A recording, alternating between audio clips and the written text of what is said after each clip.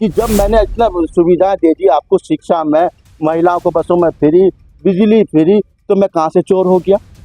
चोर तो वो होते हैं जो 70 सालों से आज तक ये सुविधाएं नहीं दे पाए थे। अरविंद केजरीवाल जी ने ये साबित कर दिया है कि वो पद के लोभी नहीं है। डॉक्टर का बेटा डॉक्टर, इंजीनियर का बेटा इंजीनियर, वकील का बेटा वकील और मजदूर का बेटा मजदूर बनता हुआ आया था। उस परिवर्तन को लेकर आया अरविंद केजरीवाल, जिससे बीजेपी डरी हुई है। सच साबित करने के लिए उन्होंने अपने पद से इस्तीफा दिया और इसीलिए अब आते ही मुख्यमंत्री बनने जा रहे हैं। अरविंद जी जनता के बीच में जाएंगे। अगर जनता चाहती है कि जनता मानती है कि अरविंद जी बेकसूर है, अगर कोई घोटाला नहीं करा, तो जनता दोबारा चुन के अरविंद जी को विधानसभा में भेजे।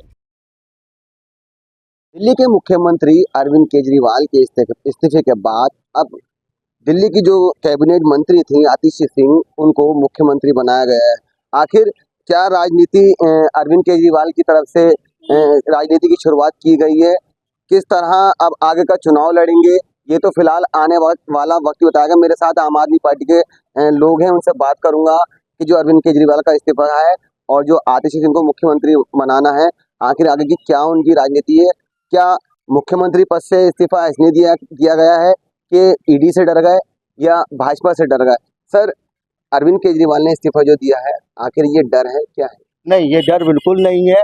जो बीजेपी ने तथाकथित घोटाला जो बनाया था ईडी और सीबीआई के उससे, जिसे आज पिछले दिनों माननीय सुप्रीम कोर्ट ने बताया है कि ईडी और सीबीआई इनके तोते हैं। जो तोता है वो अपने मालिक की बात बोलता है, और उसी के तहत अरविंद केजरीवाल को एक फर्जी घोटाले के तहत लगभग 177 दिन जेल में रखा गया, जबकि उससे 15 महीने पहले मनीष सिसोदिया जी को जेल में रखा गया। उनके पास आज तक कोई सबूत नहीं था।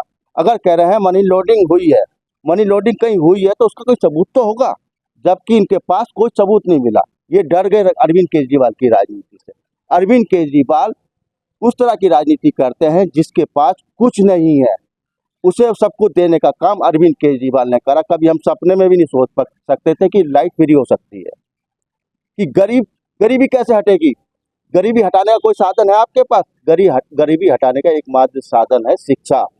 जब शिक्षा फ्री हो गई तो आज टेम्पू चलाने वाले का बच्चा भी डॉक्टर इंजीनियर बन सकता है। लेकिन इस देश के अंदर पहले क्या चलता हुआ आया था? डॉक्टर का बेटा डॉक्टर, इंजीनियर का बेटा इंजीनियर, वकील का बेटा वकील और मजदूर का बेटा मजदूर बनता हुआ आया था। उस परिवर्तन को लेकर आया अरविंद केजरीवाल, जिससे बीजेपी डरी हुई है। वो नहीं चाहती कि यहाँ गरीब का बच्चा भी डॉक्टर इंजीनियर बन सके। इसी के तहत वो काम करती हैं अडानी और अंबानी के लिए, उन्हें फायदा पहुंचाने के लिए काम करती हैं। उसे डरे हुए थे कि यहाँ का देश का बच्चा पढ़ लिख जाएगा तो वो अपना हकों की बात करेगा।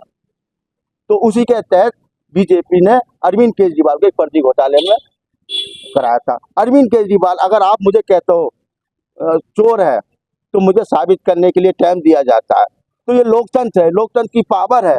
अरविंद केजरीवाल ने कही है कि अगर आपने मुझे झूठा साबित कर दिया, चोर साबित कर दिया, तो मैं जनता से पूछूंगा कि जब मैंने इतना सुविधाएं दे दी आपको, शिक्षा में, महिलाओं को बसों में फ्री, बिजली फ्री, तो मैं कहाँ से चोर हो गया? चोर तो वो होते हैं जो 70 सालों से आज तक ये सुविधाएं नहीं दे पाए थे। यही सवाल है जो जनता पे जो छोड़ा है, लेकिन जनता का जो दिल्ली की जनता है, उनका आरोप शराब को लेकर ही, जो सबसे बड़ा घोटाला शराब का जो आरोप लगा है वो अरविंद केजरीवाल पर लगा है, मनीष सिसोदिया पर लगा है। जो बड़े बड़े मंत्री थे वो वहाँ के जेल में हुई है, संजय सिंह तक जेल में हुई है। ठीक है, तो यही जनता पर क्यों छोड़ दिया? आरोप तो पहले ही झूठा साबित हो चुका है। अगर आरोप होता तो हमारे सबसे पहले ये बताइए, मनीष सिसोदिया जेल में रहे, उनके पास आरोप साबित हुआ? नहीं हुआ ना। संजय सिंह जेल में गए, उनके पास आरोप साबित हुआ? नहीं हुआ। अरविंद केजरीवाल जी को जेल में भेजा, उनके ऊपर आरोप साबित नहीं हुआ। अब अरविंद केजरीवाल जी ने ये साबित कर दिया है कि वो पद के लोभी नहीं है, वो पद के लोभी नहीं है। क्यों? उन्होंने पहले एक नारा दिया था कि हम राजनीति सिखाने आए हैं, ना कि राजनीति करने आए हैं। अगर उन्हें राजनीति करनी होती तो कांग्रेस के समर्थन में सबसे पहले उन्होंने 59 दिन सरकार चलाई थी।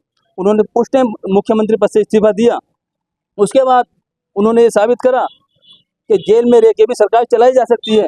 चाहते तो जेल के अंदर भी वो इस्तीफा दे सकते थे, मगर नहीं दिया, क्योंकि अदर स्टेटों के हेमंत सोरेन ने इस्तीफा दिया।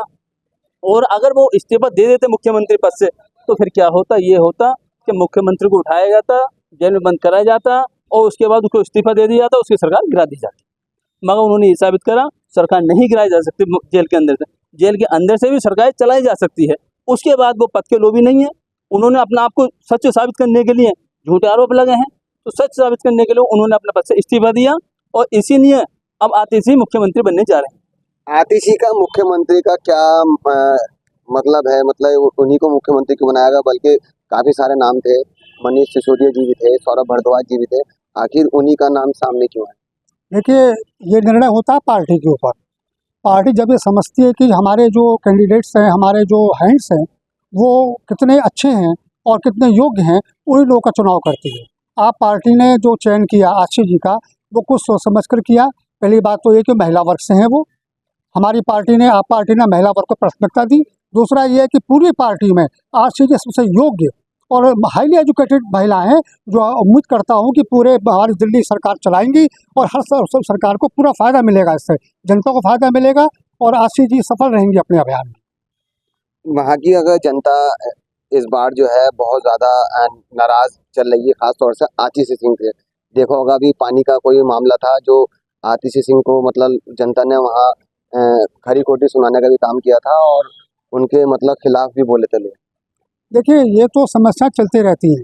इतनी बड़ी जनसंख्या है, इतना बड़ा महानगर है, शहर है, राजधानी है दिल्ली देश की, छोटी मोटी समस्या चलती रहती हैं, उसको हल करने का काम हमारे नेता लोग करते हैं और वैसे आशीष जी करेंगी।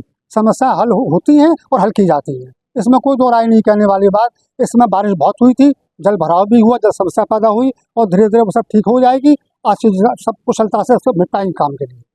तो इसका मतलब अब आतिशी सिंह ही मुख्यमंत्री रहेंगी जो अगला चुनाव अब होगा? नहीं, देखिए, चेहरा तो हमारा अरविंद केजरीवाल जी हैं, जो बीजेपी ने तथाकथित घोटाले के तहत अरविंद जी को फंसाने की कोशिश करी, तो हम लोग जनता के बीच में जाएंगे। अरविंद केजरीवाल जी ने खुद कहा है कि मैं जनता के बीच में जाऊंगा और जनता कहती है कि मैं बेकसूर हूं। आने वाले चुनाव में या नवंबर में या फरवरी में हो, अरविंद जी जनता के बीच में जाएंगे। अगर जनता चाहती है कि जनता मानती है कि अरविंद जी बेकसूर है, अगर कोई घोटाला नहीं करा, तो जनता दोबारा चुन के अरविंद जी को विधानसभा में भेजेंगे। सर एक सवाल आप लोगों से और कर लेते हैं। अभी अब केंद्र सरकार जो है एक देश एक चुनाव की बात कर रही है, ठीक है। 32 जो उनकी पार्टी है उसका समर्थन उनको मिल चुका है, 15 पार्टियों का उनको जवाब नहीं मिला है। अब कल ही उत्तर प्रदेश की पूर्व मुख्यमंत्री मायावती ने भी इसका समर्थन किया है, तो क्या अरविंद केजरीवाल भी इस केंद्र सरकार का इस बात को लेकर समर्थन करने जाना है चुनाव को? देखिए, इसका जो निर्णय लेगी ना, हमारी जो पार्टी है उसका शीर्ष नेतृत्व लेगा। जो भी निर्णय लिया जाएगा कि हम लोग एक राष्ट्र और एक चुनाव के हक में है या नहीं है, ये निर्णय हमारी पार्टी के ऊपर है। अगर वो अपनी शीर्ष नेतृत्व कहता है, उस तरीके से काम किया जाए। बताया जा रहा है कि ये बिल पास होता है तो जो पैसा खर्च होता है सरकार का वो उस पर मतलब रोक लगेगी और एक ही चुनाव होगा, उस पर एक से ही पैसा खर्च किया देखिए, जाएगा। पार्टी का जो हाईकमान का निर्णय ले जाएगा, हम उसी के साथ हैं। आम आदमी पार्टी सब एक निर्णय पर रहेगी। अगर पार्टी हाईकमान का निर्णय आता है हाँ में, तो हम उनके साथ हैं, और ना में आता हम उनके साथ। हम लोग इंडिया गठबंधन के साथ हैं। जैसा भी निर्णय आएगा वो आप लोगों को बता दिया जाएगा। नहीं, मैं यही सवाल कर रहा हूँ कि अगर ये अगर पारित हो जाता है बिल, तो इसमें क्या कहते हैं कितना मतलब जनता को फायदा पहुंचेगा या नुकसान पहुंचेगा? देखिए, एक ये चुनाव होता है। ये देखिए, ये चुनाव नहीं हो सकता। मेरी अपनी राय है कि ये हम अब निकाय चुनाव से लेकर चलते हैं, प्रधानी से लेकर चलते हैं। इस देश के अंदर लोकतंत्र का एक मजबूत स्तंभ है पंचायत से चुनाव होता है शुरू। हमारे नगरों में सभासद से होता है। तो ये चीज़ें बहुत ही मुश्किल हैं और इसमें एक बार में आप नहीं कर पाएंगे। ये मशीनरी सिर्फ जनता को गुमराह करने के लिए, मेरे हिसाब से मेरा खुद क्या कहता है कि ये सिर्फ जनता को गुमराह करने के लिए बने इलेक्शन है।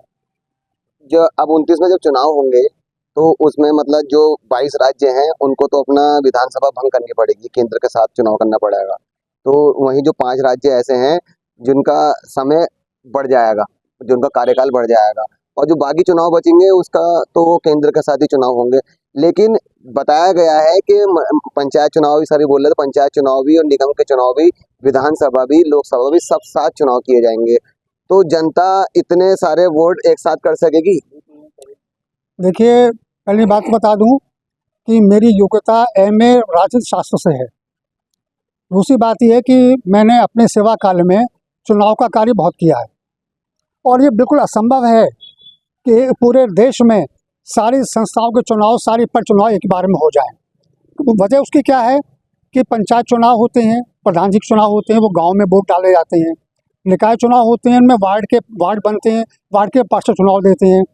विधान का होता है तो विधानसभा क्षेत्र अलग होता है, संसद क्षेत्र अलग होता है। इन सबको एक करना बहुत मुश्किल काम है, ये हो ही नहीं सकता ये।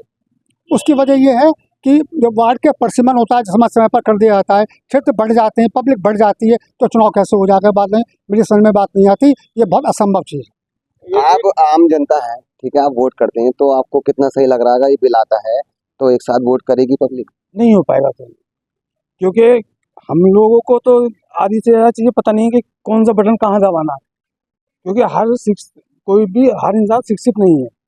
जिनको वोट डालना है उनको एक मशीन का पता नहीं है, तो वो 4 मशीनों में कैसे डालेगा? ज़्यादा हो जाएंगे। हाँ, ज़्यादा है। एक पंचायत की, निगम की, एग्जाम्पल विधानसभा की, लोकसभा की, ये सीट मतलब इन पे वोट होगा जी, उसमें अपने कैंडिडेट चुनने पड़ेंगे। कैंडिडेट चुनने पड़ेंगे, अपना चुनाव चिन्ह देखना पड़ेगा। तो 4 जगह वो दबाएगा बटन, वो कहाँ से दबाएगा? मुझे तो इतना नॉलेज नहीं है, मैं अपनी ही बता रहा हूँ जो मेरी व्यक्तिगत राय है। बाकी जो मैं आम लोगों के भी सवाल मतलब पूछ लेता हूँ, आप कितना इसको सही मानते हैं अगर वन नेशन मतलब चुनाव होगा, एक देश एक चुनाव? देखिए ऐसा है, ये हमारा भारत देश जो है बहुत बड़ा है, इसमें बहुत जनसंख्या है, 140 करोड़ जनता है, ठीक है। अगर आप चाहते हैं कि ये शहरी एक बार में कराएं तो पॉसिबल नहीं है। कहाँ से आप इतनी आर्मी लगाएंगे, कहाँ से तब पुलिस बल लगाएंगे आप? तो ये सोचने वाली बात है, सरकार को भी इस बात में सोचेंगे। घूमने वाली बात है, इससे कुछ हासिल नहीं होगा। देखिएगा जो से जैसा हमारे शीर्ष नेतृत्व चाहेंगे हम वैसे उसमें रहेंगे। बहुत शुक्रिया। तो देखा आपने, मेरे साथ आम आदमी पार्टी के जो वर्कर थे वो मौजूद थे, वहीं जो आम जनता थी क्षेत्र की, उनसे भी इस चीज़ की राय ली गई है कि एक देश एक चुनाव संभव हो सकता है। हालांकि जनता ने इस चीज़ को मना किया है, कहा कि अपने कैंडिडेट को कैसे कैसे ढूंढा जाएगा। ये प्रतिक्रिया फिलहाल सही नहीं है। द न्यूज़ 15 के लिए फराज खान।